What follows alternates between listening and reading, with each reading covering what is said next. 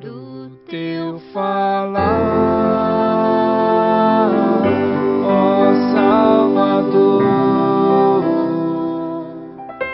jamais vou duvidar, é encorajador. Alimento Diário, série E será pregado este Evangelho do Reino. Título do volume 1, O Reino de Deus. O governo divino de eternidade a eternidade. Autor Pedro Dong. Título da semana 1, O Reino de Deus. Terça-feira, ler com oração, Mateus capítulo 28, versículos 18 e 19. Jesus, aproximando-se, falou-lhes dizendo: Toda autoridade me foi dada no céu e na terra. Ide, portanto, fazei discípulos de todas as nações, batizando-os em nome do Pai, e do Filho, e do Espírito Santo. O reino e a autoridade de Deus. Ao estudar o Evangelho de Mateus, queremos dar um foco correto. Deus tem um reino de eternidade a eternidade. Satanás quer ter outro reino. Não se sujeita ao reino de Deus. Quer ele se sujeite, quer não, o reino de Deus existe de eternidade a eternidade. Veremos também a diferença entre o reino de Deus e o reino dos céus, que é exclusivamente abordado no Evangelho de Mateus. Antes de Deus criar todas as coisas do universo, só havia Deus, e Ele era tudo. Na eternidade passada, quando Deus começou a criar a partir do nada, a palavra hebraica para criar, usada no primeiro versículo do livro de Gênesis, é bara, que significa criar a partir do nada.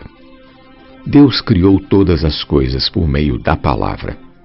Ele só precisa falar sua palavra e tudo vem a existir. Toda a criação procede de Deus. Para entender melhor essa verdade, usaremos como ilustração um diagrama. Nele vemos que o reino de Deus vai desde a eternidade passada e perdura por toda a eternidade futura. E quando começa a contagem do tempo, temos o primeiro círculo, a era dos patriarcas, que vai desde Adão até a promulgação da lei. O segundo círculo é o da nação de Israel, que vai da promulgação da lei até a primeira vinda de Cristo. O terceiro e quarto círculos são chamados, no Evangelho de Mateus, de reino dos céus e englobam a era da igreja e o reino milenar. O reino dos céus está dentro do tempo e é parte do reino de Deus. Tudo veio a existir pela palavra de Deus. Ele é a origem de todas as coisas. Tudo veio dele. Deus é o centro de conexão de toda a criação. Tudo que ele criou saiu dele. Está conectado com ele e faz parte do reino de Deus. Na esfera do reino, ele governa e exerce sua autoridade.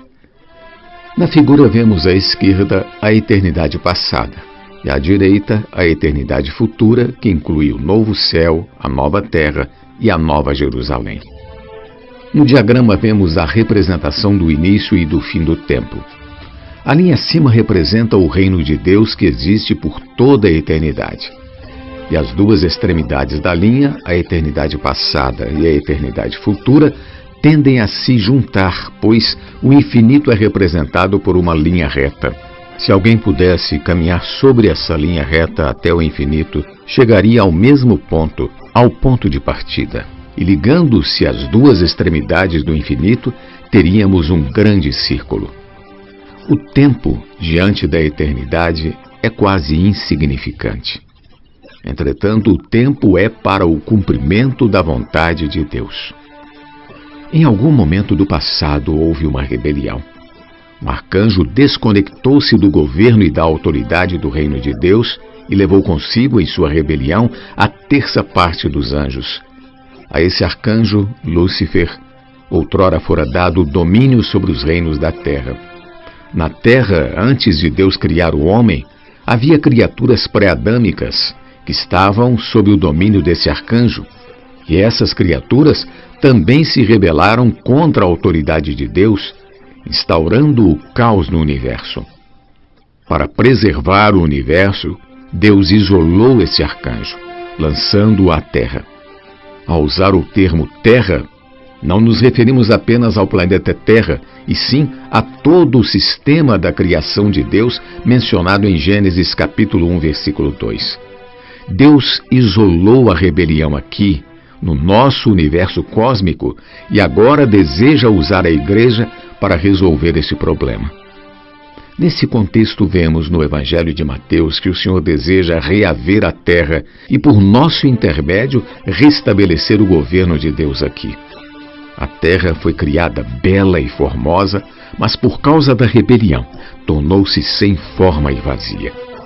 Isso evidencia que quando alguém se desconecta do reino de Deus, sua vida se torna um caos, imperando desordem e confusão.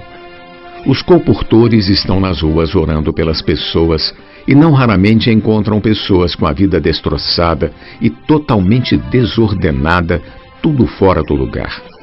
Isso porque estão desconectadas da autoridade de Deus, e o Evangelho visa reconectar essas pessoas ao reino de Deus. Uma vez reconectadas ao reino de Deus, tudo entra nos eixos.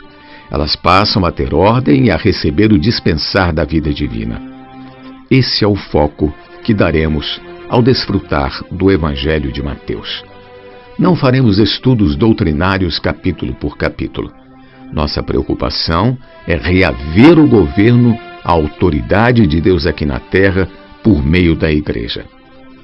Quando a Igreja foi gerada, Deus passou a ter uma esfera de governo para fazer a sua vontade na terra. A Igreja passou a ser como uma ilha em meio ao império das trevas. A vontade de Deus não é feita no mundo das trevas. No mundo, Satanás domina, rouba, mata e destrói as pessoas.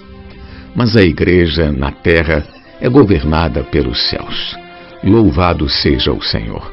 O reino dos céus, mediante a Igreja, pela pregação do Evangelho, está reordenando a vida das pessoas, colocando-as sob a autoridade de Deus, proporcionando-lhes crescimento de vida, cuidado e edificação. Por fim, a Igreja edificada trará a manifestação do reino dos céus. No milênio e no final, quando tudo estiver pronto, Satanás, a morte e o Hades serão lançados no lago de fogo. Todos os itens do universo estarão debaixo do governo de Deus.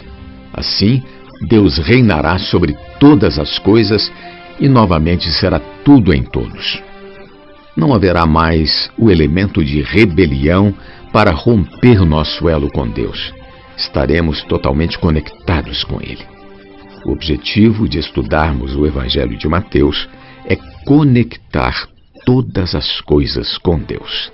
Louvado seja o Senhor! Pergunta de hoje: qual é a função da Igreja nesta era de trevas? Jesus é o Senhor.